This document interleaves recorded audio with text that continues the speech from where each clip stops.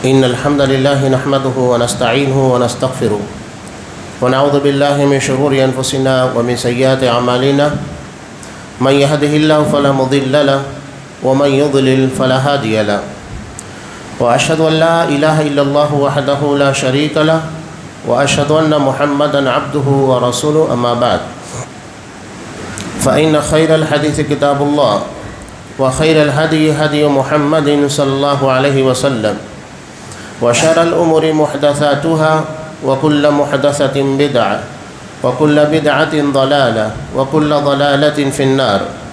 أعوذ بالله السميع العليم من الشيطان الرجيم. بسم الله الرحمن الرحيم.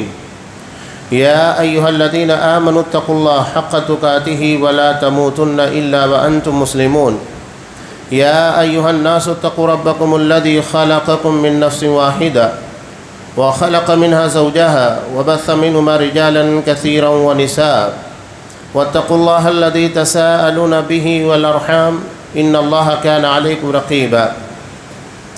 يا أيها الذين آمنوا اتقوا الله وقولوا قولا سديدا يصلح لكم أعمالكم ويغفر لكم ذنوبكم ومن يطع الله ورسوله فقد فاز فوزا عظيما. وقال وتوبوا إلى الله جميعا أيها المؤمنون لعلكم تفلحون. وقال يا أيها الذين آمنوا توبوا إلى الله توبة نصوحا. وقال وقل لعبادي الذين أسرفوا على أنفسهم لا تقنطوا من رحمة الله إن الله يغفر الذنوب جميعا. وعن أبي هريرة رضي الله تعالى عنه أن رسول الله صلى الله عليه وسلم قال إن العبد إذا أخطأ خطيئة نكتت في قلبه نكتة سوداء فإذا هو نزع واستغفر وتاب سقل قلبه وإن عاد زيد فيها حتى تعلو قلبه وهو الرأن الذي ذكر الله كلا بل رأن على قلوبهم ما كانوا يكسبون. رواه الترمذي في أبواب تفسير. وعن أنس رضي الله تعالى عنه قال قال رسول الله صلى الله عليه وسلم قال الله تبارك وتعالى يا ابن آدم إنك ما دعوتني ورجوتني غفرت لك على ما كان فيك ولا أبالي. يا ابن آدم لو بلغت ذنوبك عنان السماء ثم استغفرتني غفرت لك ولا أبالي. يا ابن آدم إنك لو أتيتني بقراب الأرض خطايا ثم لقيتني لا تشرك بي شيئا لأتيتك بقرابها مغفرة. رواہ الترمذی فی ابواب الدعوات. تمام قسم کی تعریفات اللہ رب العالمین وحدہ لا شریک کے لیے لائق و زیبا ہیں، جو ساری کائنات کا تنہا خالق و مالک ہے، اور بے شمار درود و سلام ہو اللہ کے آخری نبی جناب کریم محمد رسول اللہ صلی اللہ علیہ وسلم کی ذات مقدسہ پر. محترم حاضرین، عزیز ماں اور بہنوں، رمضان المبارک کے چند دن باقی رہ گئے ہیں، اور ان دنوں کو غنیمت جانتے ہوئے بالخصوص اسے توبہ استغفار اللہ کی مغفرت کی طلب میں رخصت کرنے کی کوشش کیجیے. یہ حقیقت ہے کہ کل بنی آدم خطاء وخیر الخطائین التوابون، کہ آدم علیہ السلام کی ساری اولاد بہت خطا کار ہے، اور ان خطا کاروں میں سب سے بہترین وہ ہیں جو خوب توبہ کرنے والے ہیں. علامہ ابن قیم رحمۃ اللہ علیہ سورہ بقرہ کی آیت کے ضمن میں کہتے ہیں، جہاں طہارت اور پاکیزگی کے مسائل کو بیان کیا گیا، ان اللہ یحب التوابین ویحب المتطہرین، کہ اللہ خوب توبہ کرنے والوں اور خوب پاکیزگی اختیار کرنے والوں کو بڑا پسند کرتا ہے. علامہ ابن قیم رحمۃ اللہ علیہ اس آیت کے ضمن میں کہتے ہیں کہ توبہ یہ ہماری باطنی یعنی دل کے پر لگنے والے داغ دھبے گندگی گناہوں کی نجاست ان تمام چیزوں کی صفائی کا ذریعہ ہے، اور طہارت یہ ہماری ظاہری پاکیزگی ہے کہ کپڑے کے پر گندگی لگی، جسم کے پر گندگی لگی، اسے صاف کیا جائے. تو اللہ نے پہلے توبہ کا تذکرہ کیا، یعنی پہلے اپنی باطنی اپنے دل کی صفائی کا اہتمام کیا جائے، اور اس کے ساتھ ساتھ اپنے ظاہر یعنی کپڑے اور بدن کی صفائی کا بھی اہتمام ہونا چاہیے۔ دونوں چیزوں کو اللہ نے بیک وقت بیان کیا، حالانکہ بات چل رہی تھی ظاہری صفائی کی، لیکن اللہ نے ظاہر کے ساتھ ساتھ باطن کو بھی پاک و صاف کرنے کا حکم دیا۔ نبی کریم صلی اللہ علیہ وسلم نے اس کے ضمن میں کتنی پیاری مثال بیان کی کہ ان العبد اذا اخطأ خطیہ، بندہ جب بھی کوئی خطا اور غلطی کرتا ہے، نکتت فی قلبہ نقطۃ سوداء، اس کے دل کے پر ایک کالا دھبا لگ جاتا ہے، فاذا ہوا نزع، لیکن اگر بندہ بیدار ہوتا ہے اور اسے احساس ہوتا ہے کہ میرے دل کے پر کالا دھبا لگ چکا ہے، تو وہ کیا کرتا ہے؟ وہ اپنے دل کو صاف کرنے کی کوشش کرتا ہے۔ کیسے صاف کرتا ہے؟ تابا واستغفر، وہ توبہ کرتا ہے اور استغفار کرتا ہے۔ توبہ اور استغفار یہ دونوں لفظ حالانکہ ایک دوسرے کے مترادف ہے، لیکن قریب قریب آنے کے بعد معنی میں فرق ہوتا ہے۔ توبہ کہتے ہیں غلطی سے پلٹ آنا، توبہ کا مطلب ہی ہوتا ہے رجوع، یو ٹرن لینا، یعنی آپ کسی غلط راستے کے پر جا رہے ہیں، آپ کو خود احساس ہوا یا کسی نے بتایا کہ نہیں یہ راستہ وہ نہیں ہے جس کے پر آپ کو جانا چاہیے، اس راہ کے پر آپ کو اپنی منزل نہیں ملنے والی، آپ غلط راستے پر جا رہے ہیں، تو پہلا اسٹیپ کیا ہوتا ہے کہ انسان اس کے پر مزید آگے نہ جائے، اسی جگہ کے پر رک جائے اور یو ٹرن لے، اسی کو کہتے ہیں توبہ، یعنی غلط راستے سے صحیح راستے کی طرف پلٹ آنا۔ اور استغفار کہتے ہیں اپنی غلطی کو تسلیم کرنا، اللہ سے جتنا وہ گناہ کے راستے کے پر چلا ہوا ہے اس کے بارے میں معافی طلب کرنا کہ اللہ اتنا وقت جو میں نیکی میں لگانا چاہتا تھا وہ دراصل گناہوں کے اندر، غلطیوں کے اندر چلا گیا، لہذا میرے اس گناہ کو معاف کر دے۔ یہ ہے توبہ اور استغفار۔ تو وہ کیا کرتا ہے؟ اپنی غلطی کو تسلیم کرتا ہے اور تسلیم کرنے کے بعد صحیح راستے کی طرف آتا ہے، اور یہ توبہ کے اندر شامل ہے۔ جب اللہ تبارک و تعالیٰ نے ہم کو حکم دیا توبۃ النصوح کا، نصوح کا مطلب کیا ہوتا ہے؟ نصیحت سے بنا ہوا، یعنی جس میں خیر خواہی ہوتی ہے، ایسا توبہ جس میں بندے کے لیے خیر ہو، خیر خواہی ہو، اور اس کی 4 شرطوں کا تذکرہ علماء نے بیان کیا، اور یہ تمام شرطیں دلائل کی بنیاد پر ثابت ہے۔ سب سے پہلی بات تو یہی ہے کہ اسے احساس ندامت ہو کہ ہاں میں نے جو کیا وہ غلط ہے، ورنہ اگر بندہ اپنے گناہ اور اپنی غلطی کو نہ مانے تو توبہ کہاں سے کرے گا؟ بنیادی شرط ہے اپنی غلطی کو تسلیم کرنا۔ حضرت آدم علیہ السلام، مائی حوا، ان سے بھی غلطی بھی، تو انہوں نے اللہ سے توبہ کرتے وقت تو کیا کہا تھا؟ ربنا ظلمنا انفسنا، کہ اے ہمارے پروردگار ہم نے اپنے نفس کے پر ظلم کیا ہے۔ پہلے اپنے گناہ، اپنی غلطی کا اعتراف کیا۔ بندہ جب تک غلطی تسلیم نہیں کرے گا وہ توبہ نہیں کر سکتا، لہذا سب سے پہلی بات کہ اپنے گناہ اور اپنی غلطی کا اقرار ہونا چاہیے۔ دوسری بات کہ اسے اپنی غلطی کے پر احساس ندامت ہونا چاہیے کہ میں نے یہ کام کیا، مجھے نہیں کرنا چاہیے تھا۔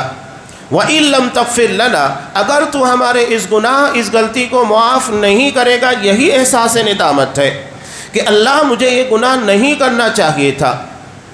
لیکن یہاں اس بات کو بھی یاد رکھیے کہ اللہ کے رسول صلی اللہ علیہ وسلم نے کہا کہ بندہ بڑا خطا کار ہے، ہماری فطرت کے اندر لکھی ہے، غلطیاں ہماری فطرت کے اندر ہے۔ اللہ غلطی کرنے کے بعد بندے کی توبہ قبول کرتا ہے جب وہ توبہ کرتا ہے۔ اسی سے تو اللہ تبارک و تعالیٰ کے غفار ہونے، تواب ہونے، رحمان ہونے، رحیم ہونے، ان تمام صفتوں کا اظہار ہوتا ہے۔ اس لیے کہ اگر ہم خطا کر کے اللہ سے توبہ نہ کریں، معافی نہ مانگے، تو پھر کیسے ہم اللہ تبارک و تعالیٰ کی غفاریت، رحیمیت کے پر یقین کریں گے؟ ان تمام صفتوں کا ظہور دراصل ہمارے گناہوں کے بعد ہی ہوتا ہے، یہ ہماری فطرت میں ہے۔ اور ان فطرت کے بعد اللہ تبارک و تعالیٰ اپنی غفاریت اور صفت رحیمیت کی بنیاد کے پر بندوں کو معاف کرتا ہے۔ مسلم کی روایت میں ہے کہ ایک بندہ غلطی کرتا ہے اور غلطی کرنے کے بعد اللہ سے توبہ استغفار کرتا ہے کہ اللہ یہ جرم یہ خطا مجھ سے سرزد ہو گئی، چنانچہ اللہ تبارک و تعالیٰ فرشتوں کو گواہ بناتا ہے کہ میرے فرشتوں گواہ رہو کہ میرا ایک بندہ ہے، اس نے غلطی کی انسان ہونے کے ناطے، اور غلطی ہونے کے بعد اسے احساس ہوا اور اس نے مجھ سے معافی مانگی، اے میرے فرشتوں تم گواہ رہو میں نے اس کو بخش دیا۔ اس کے بعد بندہ دوبارہ غلطی کرتا ہے اور پھر اللہ سے مغفرت طلب کرتا ہے، اللہ دوبارہ پھر وہی کہتا ہے کہ اے میرے فرشتوں تم گواہ رہو کہ میرے بندے نے غلطی کی، اور وہ جانتا ہے کہ اس کا ایک رب ہے جو غلطی کے پر سزا بھی دے سکتا ہے، معاف بھی کر سکتا ہے، میں نے اپنے اس بندے کو معاف کیا، اور جب تک میرا بندہ غلطی کرنے کے بعد توبہ کرتا رہے گا، معافی مانگتا رہے گا، میں اسے بخشتا رہوں گا۔ یہ اللہ تبارک و تعالیٰ کا واضح پیغام ہے کہ بندہ جب جب غلطی کرے تب تب توبہ کرے، جب جب اللہ تبارک و تعالیٰ اسے معاف کرے گا۔ اور ایک بات ہمیشہ یاد رکھیے کہ ہمارے گناہوں کی، ہمارے غلطیوں کی، خطاؤں کی انتہا ہو سکتی ہے، لیکن اللہ تبارک و تعالیٰ کی بخشش، اللہ تبارک و تعالیٰ کی صفت رحیمیت، صفت غفاریت، بخشنے کی کوئی انتہا نہیں ہے۔ ہمارے گناہ لمیٹیڈ ہے، لیکن اللہ تبارک و تعالیٰ کی بخشش، اس کا رحم و کرم ان لمیٹیڈ ہے، جس کی کوئی انتہا نہیں ہے۔ لہذا کبھی بھی اللہ تبارک و تعالیٰ سے توبہ استغفار کے بارے میں کوتاہی نہیں ہونا چاہیے۔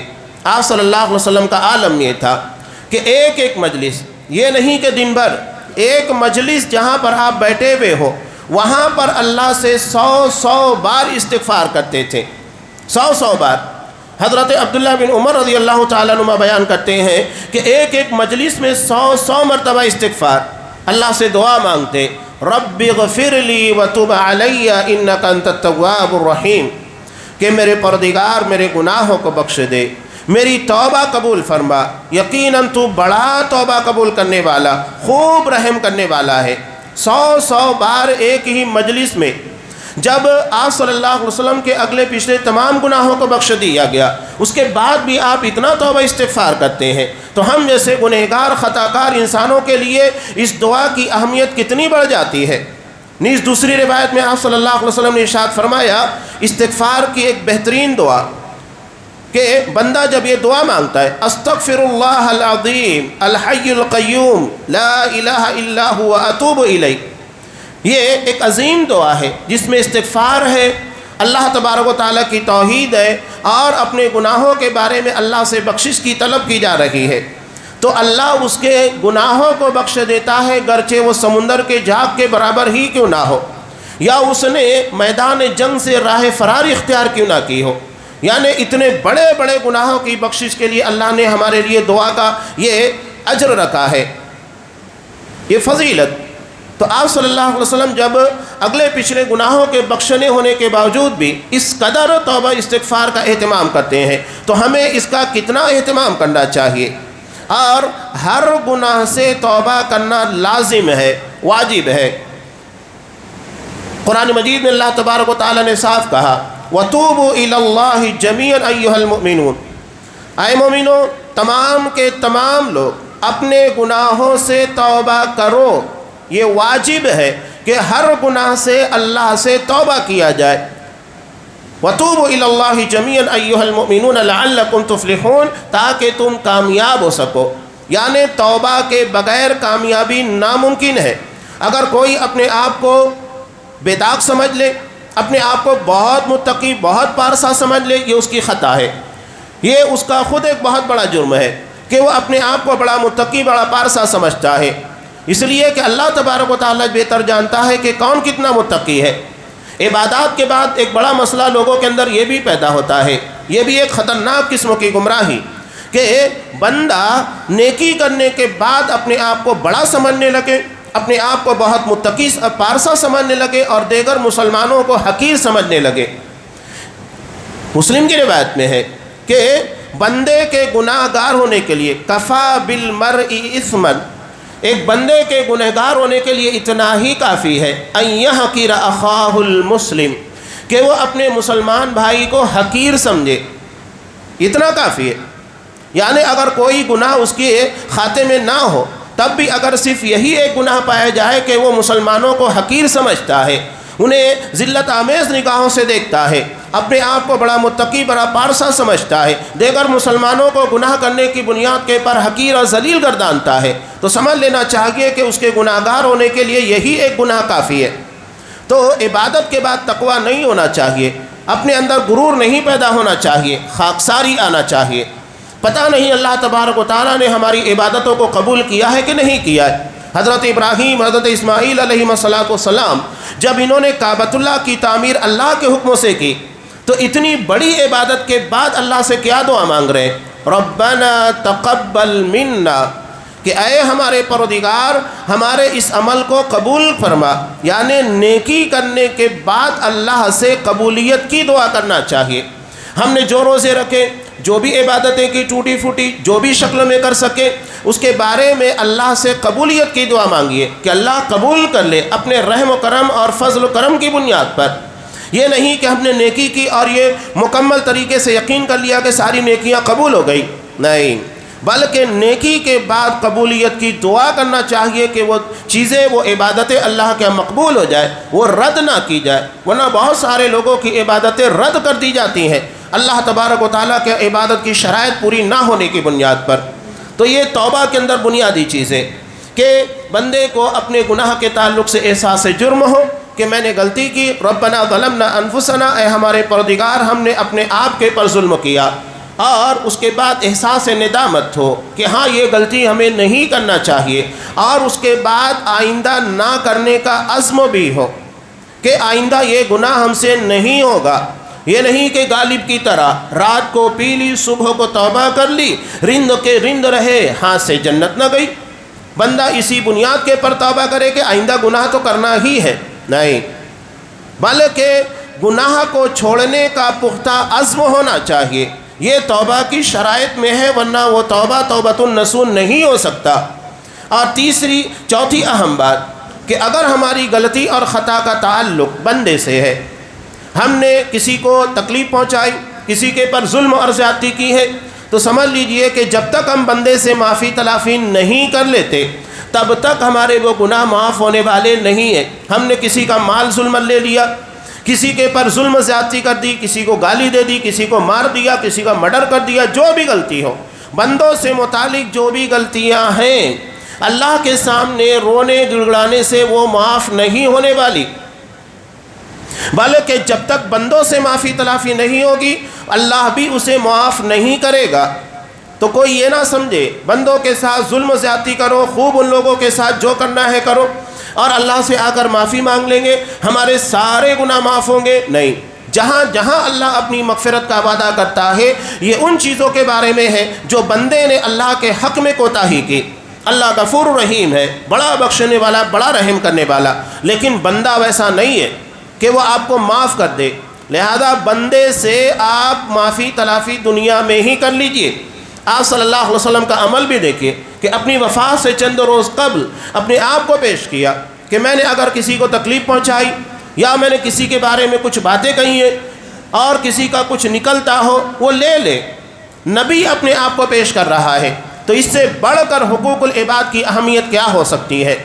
ہم حقوق العباد بڑا آسان سمجھتے ہیں، کسی کی غیبت کرو، کسی کی چگلی کرو، کسی کے پر الزام لگاؤ، کسی کے پر ظلم کرو، کسی کا مال ناجائز طریقے سے کھا لو، جو بھی کرنا ہے کرو، اور اس کے بعد ہم یہ سمجھتے ہیں کہ ہمارے سارے گناہ ایک استغفار کی برکت سے معاف ہو جائیں گے۔ نہیں معاف ہوں گے جب تک کہ ہم بندے سے اس کے بارے میں معافی تلافی نہیں کر لیتے۔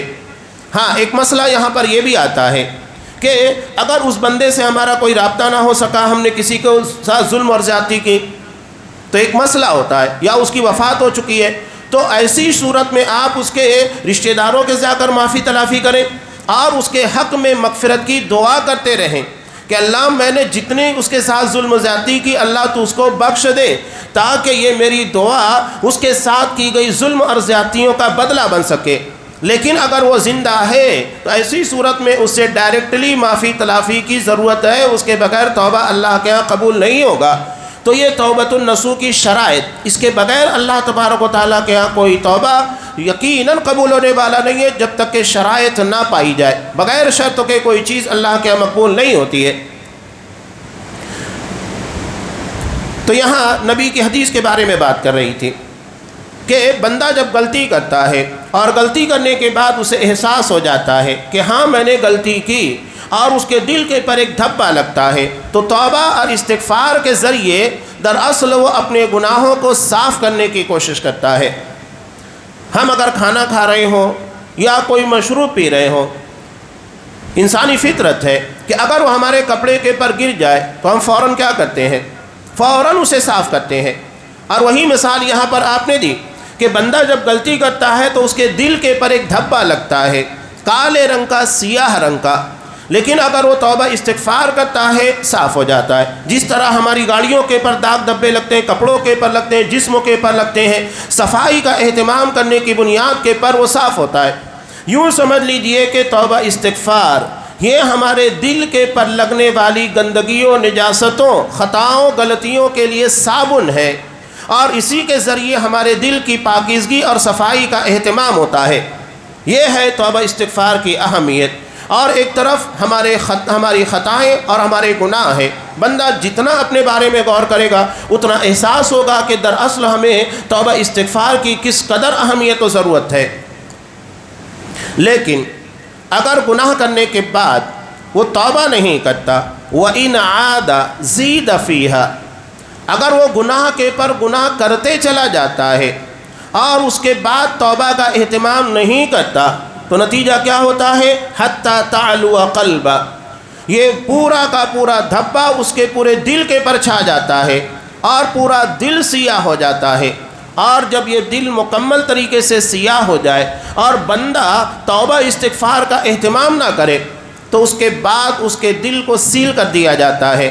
جس طرح کہ سرکار بہت سارے لوگوں کی پراپرٹیز یا بہت سارے لوگوں کے مکانات، دکانوں کو سیل کر دیتی ہے، اسی طرح ہمارے دل کو بھی سیل کر دیا جاتا ہے۔ ختم ہو گیا معاملہ۔ یعنی اب اس دل کو توبہ کی توفیق نہیں مل سکتی۔ اس مقام تک اپنے دل کو مت جانے دیجئے کہ اللہ کی طرف سے مہر لگا دی جائے کہ آئندہ اس کو توبہ کی توفیق ہی نہیں ملے گی۔ اور توبہ کی توفیق کا نہ ملنا سب سے بڑی محرومی، اس لیے کہ بغیر توبہ استغفار کے ہمارے گناہوں کی بخشش نہیں ہوگی، اور بخشش نہیں ہوگی تو ہم اللہ کی رحمت کے مستحق نہیں بن سکتے۔ آپ صلی اللہ علیہ وسلم نے صاف کہا کہ کوئی بھی شخص محض اپنے عمل کی بنیاد پر جنت میں داخل نہیں ہو سکتا، یہاں تک کہ اللہ تبارک و تعالیٰ اسے اپنے رحم و کرم کی چادر میں ڈھانپ لے۔ صحابہ نے کہا کہ اللہ کے رسول آپ بھی؟ کہا کہ ہاں میں بھی، اس لیے کہ انسان کے اعمال کی ایک انتہا ہے، ایک لمٹ ہے، لیکن اللہ تبارک و تعالیٰ اس کے بدلے میں جو جنت دے رہا ہے، لافانی، کبھی نہ ختم ہونے والی، یہ ان لمیٹیڈ ہے۔ اب یقینی بات ہے کہ لمیٹڈ چیز کبھی بھی ان لمیٹڈ چیز کا مقابل نہیں ہو سکتی۔ تو اللہ اگر جنت دے رہا ہے تو صرف عمل نہیں بلکہ اپنے فضل و کرم کی بنیاد کے پر۔ عمل اس کی بنیاد ہوتے ہیں، لیکن اللہ کا فضل و کرم جنت کے انعام کی اولین شرط ہے۔ تو جب تک ہم اللہ تبارک و تعالیٰ کے رحم کے مستحق اپنے آپ کو نہیں قرار دیتے تو اللہ کی جنت میں داخل نہیں ہو سکتے۔ تو اس کا بہت اہتمام کرنا چاہیے کہ کہیں ہم توبہ کی توفیق سے محروم نہ ہو جائے۔ بہت بڑا بد نصیب ہے جسے توبہ کی توفیق سے محروم کر دیا گیا۔ آپ دیکھیے خطا دونوں سے بھی، حضرت آدم علیہ السلام، ابلیس سے بھی، ایک نے توبہ استغفار کیا، یعنی ہمارے باپ حضرت آدم علیہ السلام نے، اللہ نے دوبارہ جنت کے راستے کو آسان کر دیا، لیکن دوسرے نے توبہ استغفار نہیں کیا، اپنی غلطی کو تسلیم نہیں کیا، اڑا رہا، بلکہ غلطیوں کے پر غلطیاں کرتے چلے جا رہا ہے، قیامت تک کے لیے چھوٹ مانگ لیا۔ نتیجہ کیا ہوگا؟ لَأَمْلَأَنَّ جَهَنَّمَ مِنْكُمْ أَجْمَعِينَ، کہ میں تم سب لوگوں سے جہنم کو بھر دوں گا۔ تو دو چیزیں ہیں، ایک صفت آدمیت ہے، یعنی حضرت آدم علیہ السلام کی صفت، غلطی ہونا ہماری فطرت میں ہے، لیکن غلطی کے بعد توبہ استغفار کرنا یہ بھی ہمارے باپ حضرت آدم علیہ السلام کی سنت ہے۔ تو یہ دونوں چیزیں ضروری ہیں۔ اور اس کے بالمقابل ابلیسیت ہے کہ غلطی ہوئی، لیکن غلطی کے بعد بجائے غلطی کے تسلیم کرنے کے اکڑ گیا، تکبر اختیار کیا، نتیجہ یہ ہوا راندہ درگاہ کرا دیا گیا۔ تو ہمیں اپنے باپ کی سنت حضرت آدم علیہ السلام کی سنت اپنانا ہے، صفت ابلیسیت سے اپنے آپ کو مزین نہیں کرنا ہے جو ہمارے لیے نار جہنم کا ذریعہ بنتی ہے۔ اللہ توبہ سے کتنا خوش ہوتا ہے پتہ ہے آپ کو؟ اس کی ایک مثال اللہ کے رسول صلی اللہ علیہ وسلم نے بیان کی مسلم کی روایت میں، کہ ایک بندہ سفر کر رہا ہے، سفر کرتے وقت وہ ایک جنگل بیابان علاقے کے اندر پہنچتا ہے اور آرام کرنے کے لیے اپنی سواری کو ایک جگہ باندھتا ہے اور سو جاتا ہے۔ جب وہ بیدار ہوتا ہے تو دیکھتا ہے کہ اس کی سواری مال ساز و سامان غائب ہو گئی۔ اب وہاں جنگل بیابان، کوئی اس کی مدد کرنے والا نہیں، اس کا سارا ساز و سامان اسی سواری کے پر تھا۔ سوچے کتنا پریشان ہوگا، کوئی مدد کرنے والا نہیں ہے، وہ اپنی سواری کو بہت ڈھونڈتا ہے، نہیں ملتی ہے۔ آخر کار تھکا ہارا ایک جگہ سو جاتا ہے۔ سو جانے کے بعد دوبارہ جب اس کی نیند بیدار ہوتی ہے تو اس کے سامنے اس کی سواری اپنے ساز و سامان کے ساتھ موجود ہوتی ہے۔ تو وہ اتنا خوش ہوتا ہے کہ خوشی کے عالم میں کہتا ہے کہ اللہ تو میرا بندہ ہے، میں تیرا رب ہوں۔ وہ خوشی کی بنیاد پر خطا کر جاتا ہے، اسے کہنا چاہیے کہ اللہ تو میرا رب ہے، میں تیرا بندہ ہوں۔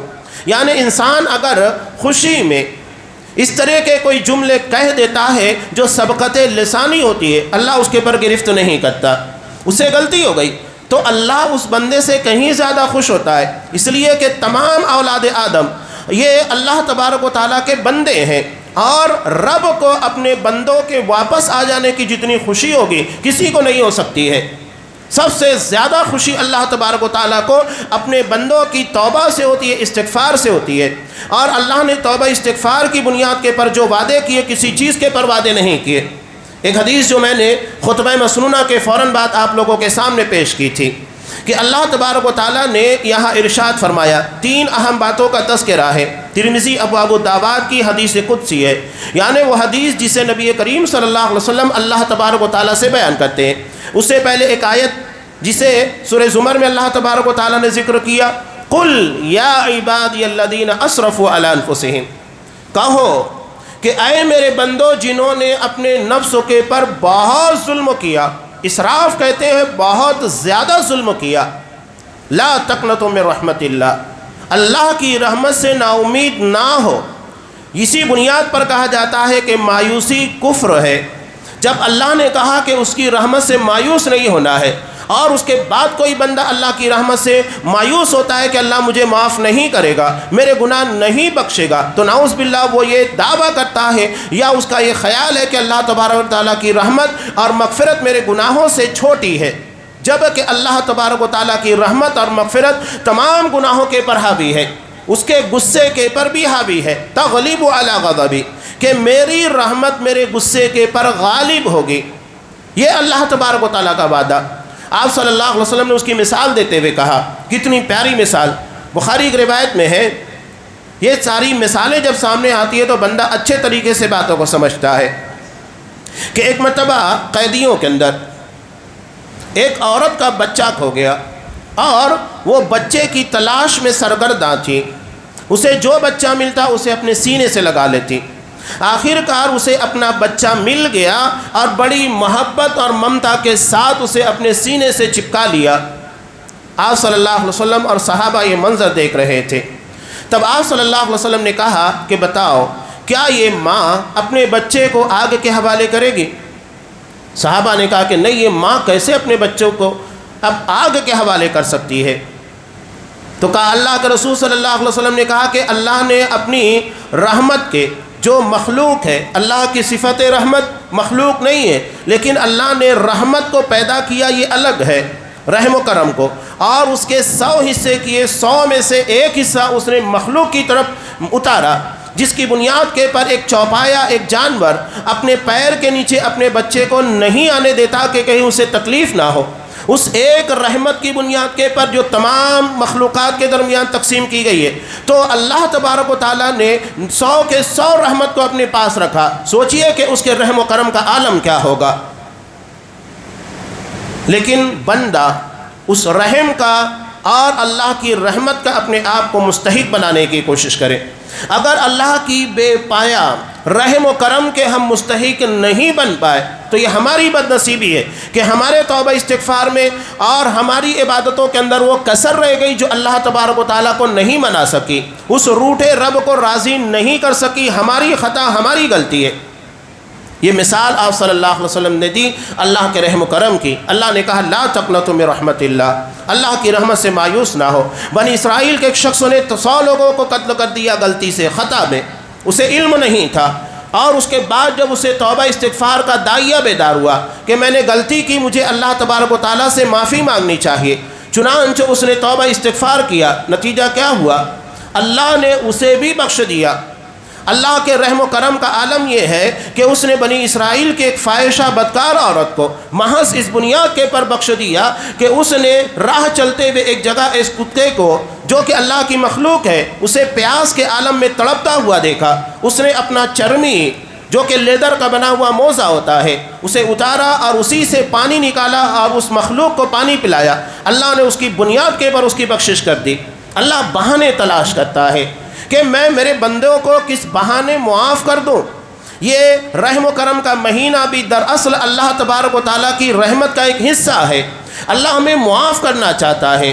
افطار کے وقت تو نہ جانے کتنے بندے ہیں جو اپنے عمل کی بنیاد پر جہنم کے مستحق بن چکے ہوتے ہیں، لیکن اللہ تبارک و تعالیٰ سے توبہ استغفار کرنے کی بنیاد کے پر جہنم سے آزاد ہوتے ہیں۔ وَلِلَّهِ عُتَقَاءُ مِنَ النَّارِ، بہت سارے بندے ہیں جنہیں اللہ تبارک و تعالیٰ جہنم سے آزاد کرتا ہے۔ تو ہمیں بھی کوشش کرنا چاہیے کہ ان بندوں میں شامل ہوں کہ جنہیں اللہ معاف کرتا ہے، جہنم سے آزاد کرتا ہے۔ اصل کامیابی یہی ہے کہ جسے اللہ تبارک و تعالیٰ جہنم کی آگ سے آزاد کر دے وہ جہنم میں نہ جائے۔ آئیے وہ حدیث قدسی ہے، اللہ تبارک و تعالیٰ ارشاد فرماتا ہے کہ یا ابن آدم انک ما دعوتنی ورجوتنی، کہ آدم کی اولاد یقیناً تو جو بھی دعائیں مانگے گا اور جو بھی مجھ سے امید وابستہ کرے گا، غفرت لک علی ما کان فیک ولا ابالی، کہ میں تیرے گناہوں کو بخش دوں گا، مجھے کوئی پرواہ نہیں۔ یہ ہم سوچتے ہیں کہ ہمارے گناہ اتنے زیادہ ہیں، اللہ معاف کرے گا کہ نہیں؟ یہی بات یہاں اس آیت کے ضمن میں بھی تھی کہ کچھ صحابہ جو مسلمان ہونا چاہتے تھے ان کے گناہ بہت زیادہ تھے اور وہ ڈر رہے تھے کہ ہمارے گناہ معاف ہوں گے کہ نہیں، تو اللہ نے کہا کہ اللہ اگر بہت سارے گناہ ہو تب بھی معاف کرنے کے لیے تیار ہے، اللہ کی رحمت سے مایوس نہ ہو۔ اس کے بعد اللہ تبارک و تعالیٰ نے صاف کہا ان اللہ یغفر الذنوب جمیعا، اللہ تمام گناہوں کو بخش دیتا ہے۔ یہ توبہ استغفار کی طاقت ہے اور اس کی برکت ہے کہ اللہ جتنے بھی گناہ ہو تمام گناہوں کو بخشنے کے لیے تیار ہے۔ شرط یہ ہے کہ ہماری توبہ کے اندر وہ اثر ہونا چاہیے، وہ تاثیر ہونا چاہیے۔ یہ دراصل مانگنے والے کا انداز ہو کہ وہ اللہ سے اس کی مغفرت اور اس کی رحمت کو مانگ سکے، حاصل کر سکے، یہ ہے۔ تو اللہ نے کہا تو جو بھی مجھ سے امید وابستہ کرے گا، جو بھی دعائیں مانگے گا، میں تجھے بخش دوں گا، مجھے کوئی پرواہ نہیں ہے۔ یہ دعاؤں کے اندر انسان پر امید ہو کر دعائیں مانگے، یہ نہیں کہ ایک رسم کی طرح دعائیں مانگے، جیسا کہ ہمارے یہاں بہت سارے لوگ کرتے ہیں، رسمی انداز سے دعائیں مانگتے ہیں۔ دعا مانگ رہے ہیں، پتہ نہیں لگتا ہے کہ وہ دعا مانگ رہے ہیں کہ نہیں مانگ رہے، بس ایک پروسیجر پورا کر رہے ہیں۔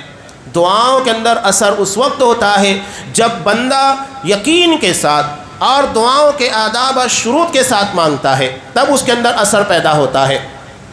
اس کے بعد دوسری بات اللہ تبارک و تعالیٰ نے کہی کہ لو بلغت ذنوبک عنان السماء، اگر تیرے گناہ آسمان کی بلندیوں کو چھو جائے، جبکہ ناممکن ہے کہ انسان کے گناہ آسمان کی بلندی تک پہنچ جائیں، لیکن اللہ کہہ رہا ہے کہ بالفرض اگر تیرے گناہ آسمان کی بلندیوں کو چھو جائے، ثم استغفرتنی، اور اس کے بعد تو مجھ سے استغفار کرے، اپنے گناہوں کی معافی مانگے، غفرت لک ولا ابالی، میں تجھے بخش دوں گا، مجھے کوئی پرواہ نہیں، مجھے کوئی فکر نہیں ہے۔ ہم نہ سوچیں کہ ہمارے گناہ بہت زیادہ، اللہ کیسے معاف کرے گا، نہیں، یہ ہماری غلطی ہے۔ اللہ تبارک و تعالیٰ کی رحمت بے پایا ہے، لہذا کبھی سوچنا ہی نہیں ہے کہ ہمارے گناہ اللہ معاف کرے گا کہ نہیں، یقیناً معاف کرے گا۔ اسی لیے امید اور یقین ہونا چاہیے دعا کے اندر۔ اس کے بعد آخری بات نبی کریم صلی اللہ علیہ وسلم نے اللہ تبارک و تعالیٰ کی حدیث کے اندر بیان فرمایا، اللہ فرماتا ہے کہ یا ابن آدم، اے آدم کی اولاد، انک لو اتیتنی بقراب الارض خطایا، آدم کی اولاد اگر تو زمین بھر کر خطائیں لے کر آئے جو پوری زمین کو بھر دے، ثم لقیتنی لا تشرک بی شیئا، اور اس حالت میں تم مجھ سے ملاقات کرے کہ تو نے میرے ساتھ شرک نہیں کیا ہے، یہ ہے توحید کی برکت، شرک سے اپنے آپ کو بچانے کی برکت، کہ اس کے بعد اللہ کہہ رہا ہے کہ میں تیرے سارے گناہ بخش دوں گا، غفرت لک ولا ابالی، میں تیرے سارے گناہوں کو بخش دوں گا، مجھے کوئی پرواہ نہیں ہے۔ یہ توحید کی برکت ہے، شرک سے بچنے کی برکت ہے۔ لہذا ہم اگر چاہتے ہیں کہ اس دعا کے مستحق بنے تو ہماری دعائیں پر امید ہونا چاہیے، یقین کامل کے ساتھ دعائیں مانگیے، اور اس کے ساتھ ساتھ یقین رکھیے کہ اگر ہم توحید کے پر قائم ہیں، شرک سے ہمارے دامن و آلودہ نہیں ہیں، تو یقیناً اللہ تبارک و تعالیٰ دعاؤں کی برکت سے، استغفار کی برکت سے، توبہ کرنے کی بنیاد پر ہمارے گناہوں کو بخش دے گا۔ لیکن ساتھ ہی ساتھ اس بات کا بھی خیال رہے کہ بندوں کے حقوق کے معاملے میں کوتاہیاں ہیں تو اللہ نہیں معاف کرے گا جب تک کہ بندوں کے ساتھ کی گئی ظلم اور زیادتی کی معافی تلافی بندے سے نہ کی گئی ہو۔ تو یہ توبہ استغفار کے تعلق سے چند اہم باتیں تھیں۔ رمضان المبارک جدا ہو رہا ہے، لوگوں کے درمیان ایک غلط فہمی یہ بھی ہوتی ہے کہ رمضان المبارک کے آخری جمعہ کی بڑی فضیلت ہے جسے جمعۃ الوداع کہا جاتا ہے، جبکہ حدیث میں اس کے بارے میں کوئی تذکرہ نہیں، کوئی چیز ثابت نہیں ہے۔ تو یہ اپنے ذہن و دماغ کے اندر جمعۃ الوداع کے تعلق سے کسی بھی قسم کی فضیلت یا کوئی ایسی چیز جو حدیث سے ثابت نہ ہو اپنے ذہن و دماغ کے اندر مت رکھیے گا۔ ایسا نہیں ہے کہ آخری جمعہ ہے، یہ قیامت تک چلتا رہے گا، کوئی جمعہ آخری نہیں ہوتا ہے، نہ رمضان آخری ہوتا ہے، وہ قیامت تک اللہ تبارک و تعالیٰ نے رکھا ہے، وہ چلتا رہے گا۔ لوگوں کے درمیان ایک تصور بنا دیا گیا، لوگ اس کا اہتمام کرتے ہیں اور بقیہ دنوں میں ایسا اہتمام نہیں کرتے ہیں۔ جو بقیہ دن رہ گئے ہیں یہ ہماری خوش نصیبی کہ اللہ نے ہم کو اتنے ایام عطا کیے، اور ہم نے جو بھی ٹوٹی پھوٹی جو بھی عبادتیں کی ہیں اللہ سے پوری امید کرنا چاہیے کہ وہ کریم رب، بڑا بخشنے والا، بڑا معاف کرنے والا، ہمارے ان اعمال کو قبول فرمائے۔ جو چھوٹی موٹی نیکیاں تھیں ہم نے نیکیوں کے معاملے میں بھی کوتاہیاں کی، جتنی کرنی چاہیے تھی نہیں کر سکے، ہر کسی کو اس بات کا اعتراف ہے۔ ہم نے طاق راتوں میں جتنی عبادت ہونی چاہیے تھی نہیں کر سکے، روزوں کے جو حقوق تھے وہ نہیں ادا کر سکے، زکوٰۃ، صدقات، ان تمام چیزوں میں بھی پیچھے رہ گئے۔ ہم اس راہ کے پر نہیں چل پائے جس راہ کے پر نبی کریم صلی اللہ علیہ وسلم صحابہ نے رمضان المبارک کو گزارا تھا۔ ہمارے اعمال اور ہماری عبادتیں اس طرح کی نہیں ہو سکی، لیکن اللہ تبارک و تعالیٰ تو بڑا بخشنے والا، بڑا رحیم و کریم ہے۔ جو بھی ہم نے کیا پروردگار اسے محض اپنے فضل و کرم سے قبول فرما۔ روزوں کی عبادت ہو، توبہ استغفار ہو، صدقہ و خیرات ہو، یا تلاوت قرآن مجید ہو، قیام اللیل ہو، جو بھی عبادتیں ہم نے کی ہیں پروردگار اس میں جو کوتاہیاں غلطیاں ہوئی یقیناً بھی ہے تو اپنے فضل و کرم کی بنیاد کے پر اسے معاف کروا، اور بقیہ جو دن رہ گئے اسے بھی ہماری تقدیر کا حصہ بنا تاکہ ہم ان بقیہ دنوں میں ویسی عبادت کر سکے جو ہمارے لیے جہنم سے نجات کے لیے کافی بن سکے۔ پروردگار یقیناً ہم خطا کار گنہگار ہیں اور ہمارے گناہوں کی بنیاد کے پر مصیبتیں، آزمائشیں اور عذاب مسلط ہو رہا ہے۔ مسلمان پریشان حال ہے، جان مال عزت و ناموس داؤں پر لگا ہوا ہے۔ ہمارے اپنے ملکوں کے حالات بھی ویسے ہی ہیں اور دیگر جگہوں پر بھی۔ پروردگار یقیناً یہ ہماری خطا، ہمارے گناہوں کی پاداش میں پروردگار ہم تجھ سے اپنے گناہوں کی معافی مانگتے ہیں۔ جہاں کہیں بھی مسلمان ہو، چاہے فلسطین کی حالات ہو یا دنیا کے کسی بھی جگہ پر مسلمان جہاں کہیں بھی ہو، پروردگار تو ان کے جان و مال، عزت و ناموس کی حفاظت فرما، انہیں دشمنوں کی سازشوں سے محفوظ رکھ، انہیں دشمنوں کے حملوں سے بچا لے۔ پروردگار ہم کمزور ہیں لیکن تو قوی ہے، تو طاقتور ہے، لہذا تو تمام مسلمانوں کی جان مال عزت و ناموس کی حفاظت فرما، ہمیں دشمنوں کی سازشوں سے محفوظ رکھ، ان کے شر و فساد سے ہمیں محفوظ رکھ، ہمیں ایسے اعمال کی توفیق دے جس کی بنیاد کے پر ہم تجھے راضی کر سکے اور جس کی بنیاد کے پر تو ہمارے پر سزائیں بند کر دے، اپنے عذاب کو بند کر دے۔ یہ ہمارے گناہ ہے جس کی بنیاد کے پر ہمیں دنیا میں یہ ذلت اور رسوائیاں نصیب ہو رہی ہیں۔ پروردگار ہمیں ان گناہوں سے توبہ استغفار کی توفیق دے جو ہمارے لیے عذاب کا، آزمائش کا ذریعہ بنتے ہیں، مصیبت اور ذلت و رسوائی کا سبب بنتے ہیں۔ پروردگار جب تک ہمیں دنیا میں رکھ اسلام کے پر اور ہمارا خاتمہ ایمان کے پر فرما، آمین۔ بارک اللہ لنا ولکم فی القرآن العظیم ونفعنی وإیاکم بالآیات والذکر الحکیم، انہ تعالی جواد کریم ملک رؤوف رحیم۔